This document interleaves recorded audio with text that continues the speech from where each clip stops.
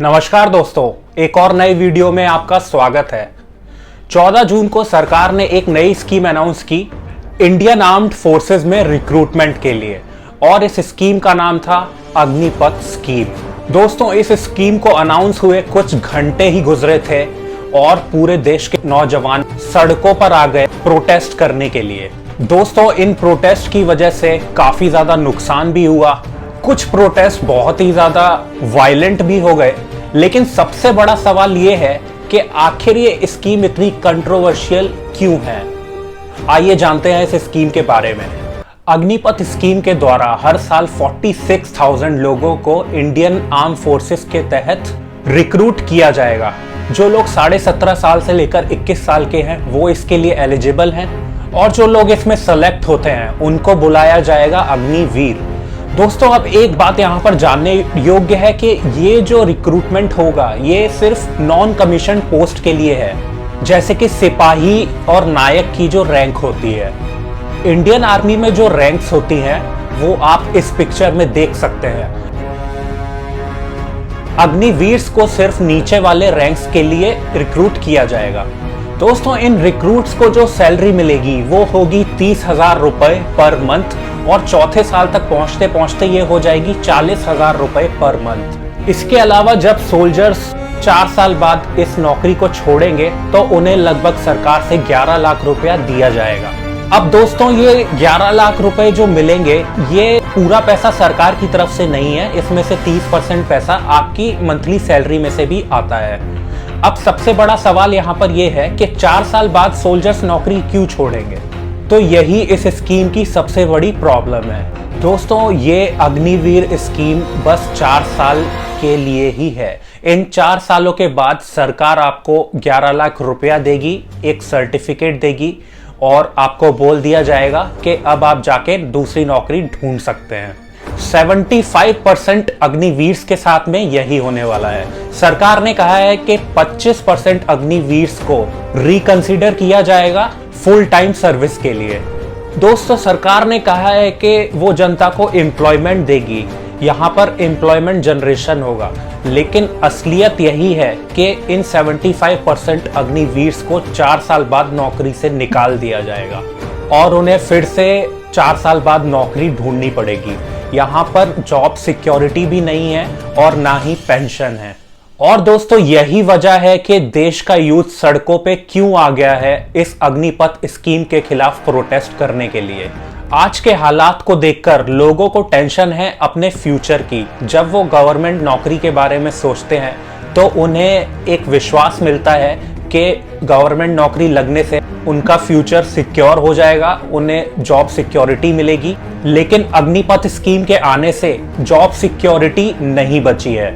दोस्तों, आर्मी की नौकरी को वैसे भी बहुत रेस्पेक्टेबल जॉब माना जाता है, इसीलिए आर्मी के लोगों को सब्सिडाइज्ड घर, सब्सिडाइज्ड फूड की सर्विसेज भी दी जाती हैं। लेकिन यहाँ पे एक्स्ट्रा बेनिफिट्स तो छोड़िए, एक नॉर्मल सरकारी गवर्नमेंट के भी बेनिफिट्स नहीं मिल रहे हैं। इसीलिए लोगों में गुस्सा बहुत ज्यादा है और सभी लोग प्रोटेस्ट पर उतर आए हैं। लोगों का कहना है कि सरकार एक्चुअल जॉब्स क्रिएट नहीं कर पा रही है, इसीलिए ये टेम्परेरी सॉल्यूशन निकाला गया है और ये सब नाटक किया जा रहा है कि हम लोगों को ज्यादा से ज्यादा नौकरी देंगे। अब दोस्तों, जो लोग इस स्कीम को सपोर्ट कर रहे हैं उन लोगों का कहना है कि ग्लास को आधा खाली मत देखो, आधा भरा हुआ देखो। यहाँ पर सरकार लोगों को सपोर्ट कर रही है और 4 साल का काम आपको मिल रहा है। माना कि फुल टाइम नौकरी नहीं मिल रही है, लेकिन 4 साल का रोजगार तो मिल ही रहा है। बढ़िया सैलरी मिलेगी 30,000 रुपए की, बहुत ही बढ़िया ट्रेनिंग भी मिलेगी, और बहुत सारी ऐसी कंपनीज भी हैं जो आपको सपोर्ट करेंगी क्योंकि आप आर्मी की जॉब करके आ रहे हो। और 4 साल की नौकरी के बाद आपके पास एक नया एक्सपीरियंस होगा और गवर्नमेंट के तरफ से एक सर्टिफिकेट भी होगा। इन पैसों की मदद से आप अपना एक नया बिजनेस स्टार्ट कर सकते हैं। लेकिन दोस्तों, सच ये है कि ये 4 साल का एक्सपीरियंस क्या आपको मदद करेगा दोबारा से जॉब ढूंढने में? अगर आप ये 4 साल प्राइवेट नौकरी ढूंढने में लगाते या फिर 4 साल में कोई कॉलेज में जाके कोर्स कर लेते तो शायद आपको दोबारा नौकरी ढूंढने में ज्यादा मदद मिलती। 4 साल अग्निवीर बनने के बाद उन लोगों को एक्चुअली ज्यादा दिक्कत होगी कॉलेज में दोबारा एडमिशन लेने में, क्योंकि वो 12th पास 18 साल के लोगों से कंपटीशन कर रहे होंगे। क्योंकि ये स्कीम नॉन कमीशन्ड ऑफिसर्स के लिए है, तो लोगों के मन में डर ये है कि हमें 4 साल में ऐसा कुछ सीखने को नहीं मिलेगा जो हमें हेल्प करे आगे नौकरी ढूंढने में। दोस्तों, इसका एग्जाम्पल आप आज की डेट में भी देख सकते हैं। अगर आज कोई non commissioned military soldier retire होता है तो उसे किस टाइप की नौकरी मिलती है? उसे सिक्योरिटी गार्ड की नौकरी मिलती है। ये लोग ज़्यादातर किसी एटीएम के बाहर या फिर किसी बिल्डिंग के बाहर सिक्योरिटी गार्ड की जॉब करते हैं। इन्हें कोई अच्छी या फिर वेल पेड नौकरी नहीं मिलती है। दोस्तों, एक सवाल और है जो मिलिट्री ऑफिसर्स ने इस स्कीम के ऊपर उठाया है कि क्या लोग उतने ही ज़्यादा जोश में और उतनी ही ज़्यादा एनर्जी से काम करेंगे इस स्कीम के थ्रू आने के बाद, क्योंकि उन्हें पता होगा कि हमारी नौकरी फुल टाइम नहीं है। और दोस्तों, हम सब जानते हैं कि मिलिट्री की नौकरी में कितनी मोटिवेशन की ज़रूरत होती है, स्पेशली तब जब उन्हें किसी वीरान इलाके में या फिर पहाड़ी के ऊपर कहीं पोस्टिंग भेज दिया जाता है। दोस्तों, अगर आप दूसरे देशों में भी देखोगे तो आपको सिमिलर सी चीज देखने को मिलेगी। अमेरिका में भी एक सिमिलर स्कीम चलती है यूएस आर्मी के लिए। लेकिन दोस्तों, इसका नतीजा ये है कि अमेरिका में 11% जो होमलेस लोगों की पॉपुलेशन है वो आर्मी वेटरन्स की ही है। अमेरिका में एक आर्मी वेटरन के ज्यादा चांसेस हैं अनएम्प्लॉयड होने के एक नॉर्मल अमेरिकन रेजिडेंट से। और इसके पीछे एक बड़ा कारण बताया जाता है क्योंकि अमेरिका में पेंशन स्कीम ठीक से काम नहीं करती है और यूएस गवर्नमेंट अपने सोल्जर्स को अच्छे बेनिफिट्स नहीं प्रोवाइड करती। दोस्तों, अब एक बात तो साफ है कि प्रोटेस्टर्स का जो रिएक्शन है वो गलत नहीं है, क्योंकि इसके ऊपर बीजेपी चीफ मिनिस्टर्स ने भी रिएक्ट किया है। उत्तर प्रदेश, हरियाणा और मध्य प्रदेश की सरकार ने लोगों से दावा किया है कि हम लोग अग्निवीर्स को प्रायोरिटी देंगे नौकरी में, जो भी हमारे स्टेट में सरकारी नौकरियों की वैकेंसी निकलेंगी। लेकिन दोस्तों, सवाल यही है कि ये प्रेफरेंस कोई गारंटी है क्या? 75% लोग जिन्हें 4 साल बाद निकाल दिया जाएगा, उन अग्निवीर्स को कोई गारंटी दी जा रही है कि उन्हें कोई नौकरी मिलेगी? ऐसी कोई गारंटी अभी तक नहीं दी जा रही है।